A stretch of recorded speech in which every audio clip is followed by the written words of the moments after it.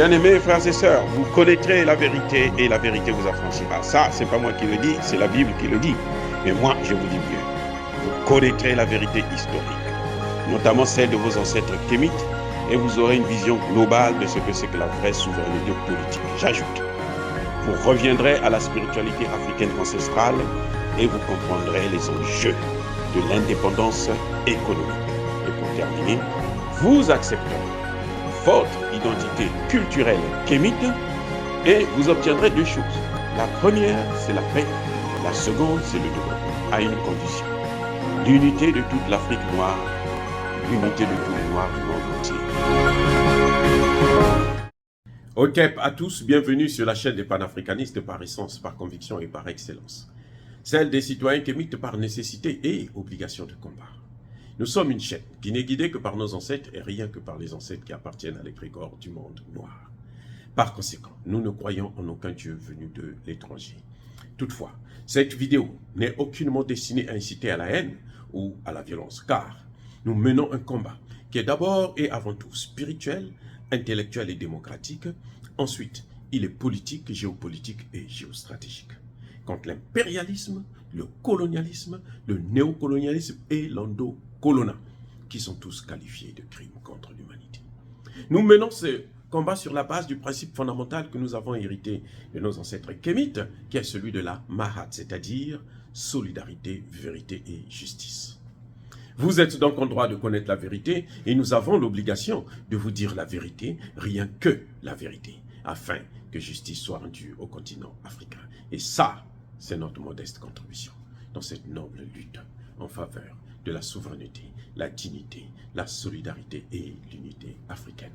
C'est exactement ça que nous appelons le panafricanisme. Bien-aimés frères et sœurs, le Niger se prépare à toute éventualité. Tant mieux. Les pays de la coalition, qui font partie des pays souverainistes, se préparent. Le Burkina Faso et le Mali ont envoyé une délégation de haut niveau, y compris le ministre de la Défense malienne, le ministre de l'Intérieur, porte-parole du gouvernement malien, l'ancien premier ministre par intérim, le colonel Maïga. Ils étaient là, à Niamey. Ils sont venus voir leur frère, le général Tiani et le général Modi. Ils ont eu une séance de travail qui était focalisée d'abord et avant tout sur la réponse à donner dans le cadre de la légitime défense, eh oui, du Niger en cas d'attaque de la CEDEAO et de l'OTAN. Parce que la CEDEAO, comme vous voyez là, c'est ce qu'on appelle une poule mouillée. C'est un tigre en papier. En fait, derrière la CEDEAO, il y a l'OTAN. Il y a la France, les États-Unis.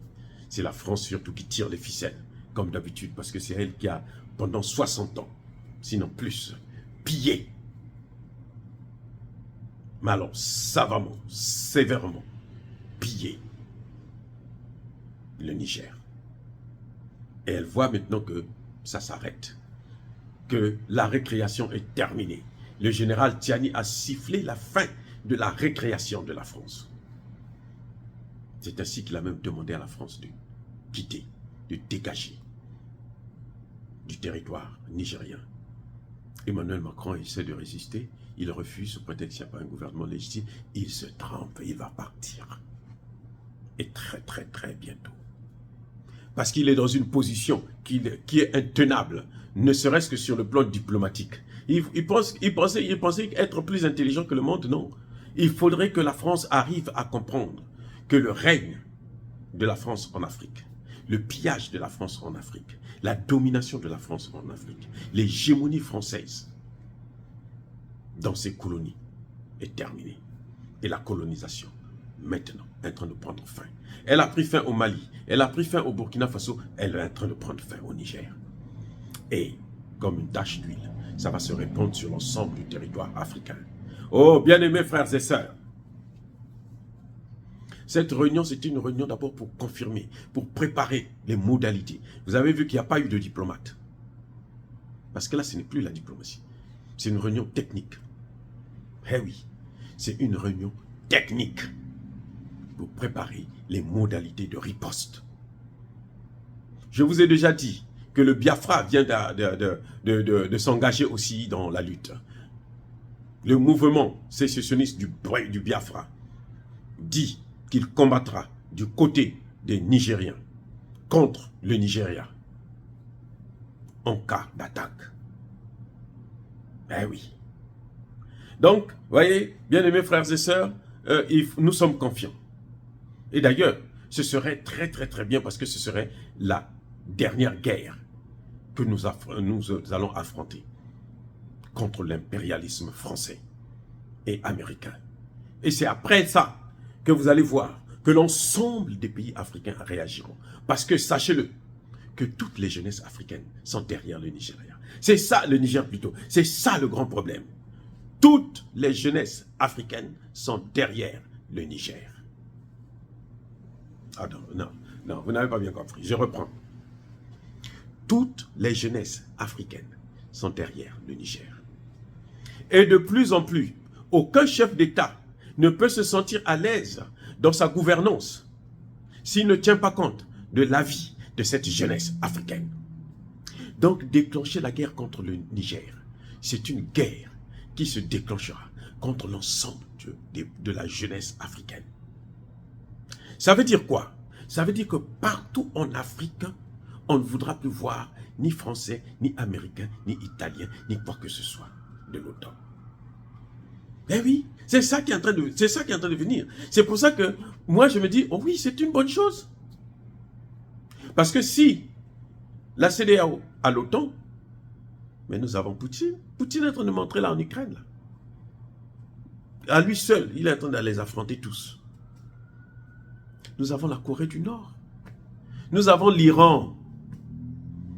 L'Iran aussi attend que ça, une telle opportunité pour agir. Et même la Turquie risque de nous soutenir. Vous avez entendu Erdogan qui dit que non, nous comprenons le Niger. Il dit, voilà pourquoi la France est détestée en Afrique. Elle est en train de payer les frais de sa colonisation, qu'elle ne veut pas lâcher. Elle veut continuer à nous coloniser. On s'en fiche de ce que la France fait maintenant. On s'en fout éperdument. Si elle veut faire la guerre, elle aura cette guerre-là. Nous sommes des hommes, nous sommes des États souverains, nous sommes des pays plus grands que la France. Et qu'elle sache que nous sommes capables d'amener cette guerre-là aussi en France. Ah oui, qu'elle sache ça, c'est ça le problème. Si elle amène la guerre chez nous, on peut ramener cette guerre aussi en France. La France n'est pas dans l'espace encore. Dans l'espace, il y a des gens qui font même maintenant le tourisme dans l'espace. Donc si la France veut cette guerre, eh bien tant mieux. Ce sera une bonne occasion pour nous de faire d'une pierre deux coups. Non seulement humilier la France sur le terrain du Niger, mais aussi se débarrasser de la France sur l'ensemble des pays africains. Et quand on se débarrasse de la France, ça veut dire quoi? Quand on se débarrasse là, de ces paillassans-là, de ces larbins, de ces chefs d'État qui ne valent absolument rien, comme Macky Sall, comme Alassane Ouattara, comme, comment vous l'appelez l'autre, maigrichon là, qui est là au Bénin, ou même de Yadema. Ce serait une bonne occasion de se débarrasser d'eux. Parce que vous allez avoir des coups d'État. Comment vous allez expliquer les morts, les cadavres qui vont revenir là? Vous allez expliquer ça comment? Aux États-Unis, comment on va expliquer, comment Joe Biden va expliquer les morts américains au Niger, en Afrique? On va lui dire, mais qu'est-ce que tu es parti faire là-bas? Pourquoi tu es allé là? Là-bas aussi, ils avaient des armes nucléaires. Non, je suis parti pour la démocratie. Ah bon, la démocratie que vous avez mis en Libye, là, ça ne suffit pas. Les dégâts que vous avez faits. Et la délégation malienne et burkinabé a rappelé que tout ce que vous voyez là, que nous subissons là, mais ce sont les conséquences de l'intervention inappropriée, inopportune de l'OTAN en Libye. Il l'a rappelé à justice, mais alors c'était formidable ça. Mais aussi, et le grand problème, c'est que les trois pays se sont rencontrés pour mettre en place déjà, d'ores et déjà, une stratégie de combat contre le terrorisme dans la zone des trois frontières. Parce que désormais là, les terroristes ne pourront plus se cacher au Niger. Parce qu'il n'y a plus personne, il n'y a plus Bazoum qui va dire que non, ce sont mes alliés. Ce que faisait Bazoum, c'est ça. Les militaires attrapent des terroristes, hyper armés. Bazoum dit non, libérez-les. Ce sont mes alliés. Ce sont ses alliés. Donc Bazoum, c'est un terroriste. Et c'est ce que Tinubu ne veut pas comprendre. Parce qu'il est drogué. Il est sous l'effet de la drogue, tout le temps.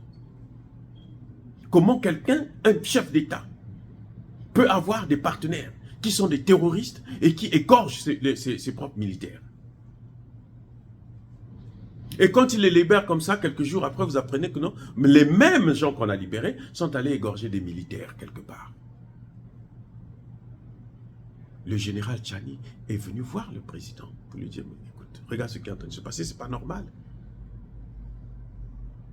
Et tout le temps, c'était comme ça. C'est pour ça qu'il y a eu ce coup d'État. Pourquoi les gens ne veulent pas savoir qu'est-ce qui se passe exactement?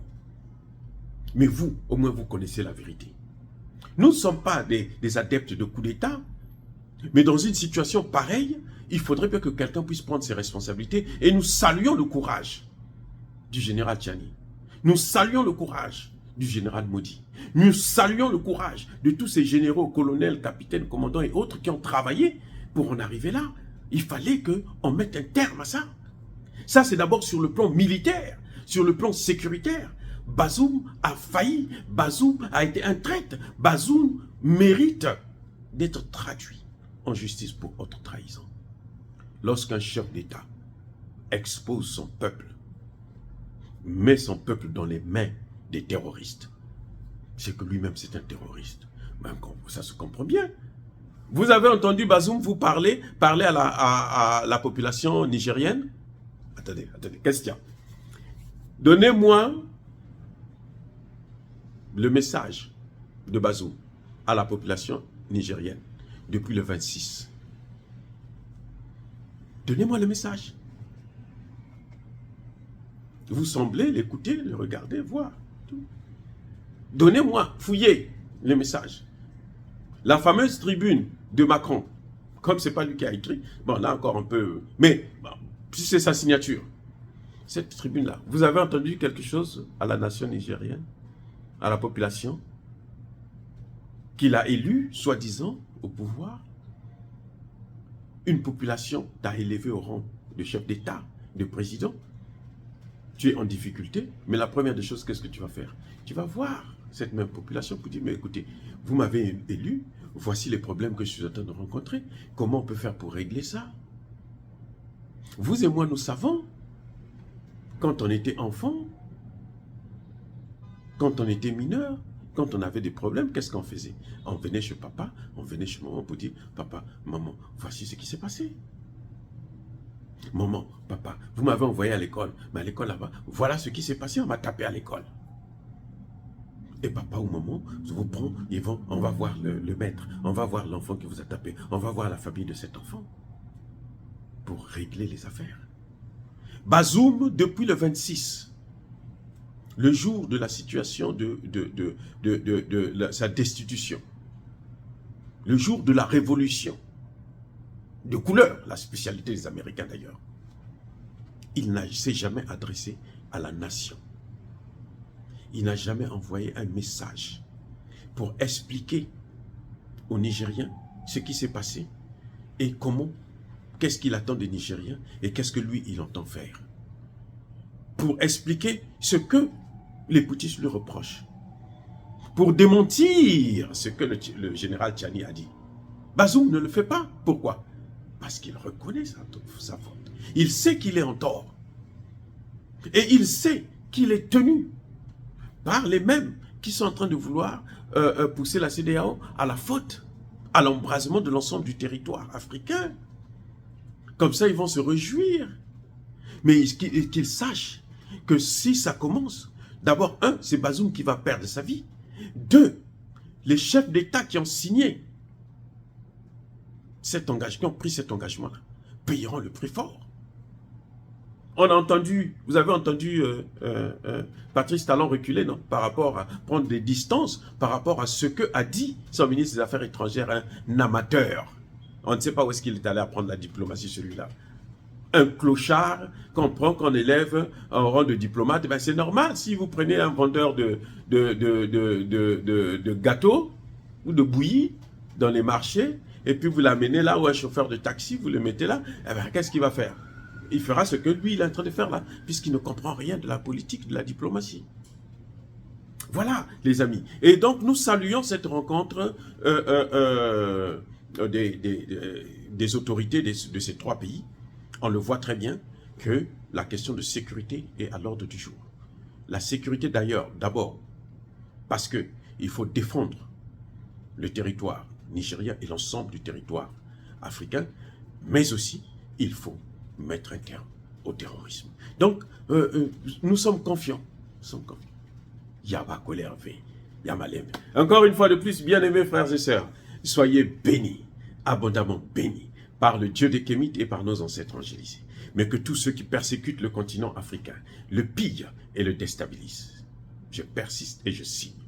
Qu'ils soient noirs, blancs, chinois, arabes, indiens, qui qu'ils soient maudits, punis, foudroyés, neutralisés, écrasés, effacés par ce Dieu des Kémites et par nos ancêtres angélisés. Vive l'Afrique éternelle. J'ai dit et j'assume.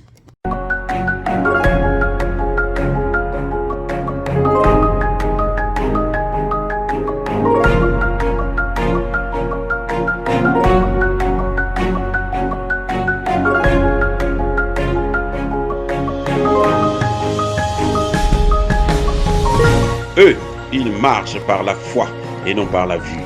Mais moi, je vous conseille vivement de marcher par la connaissance scientifique et historique, notamment celle de nos ancêtres kémites, par les cinq sens et par l'intelligence.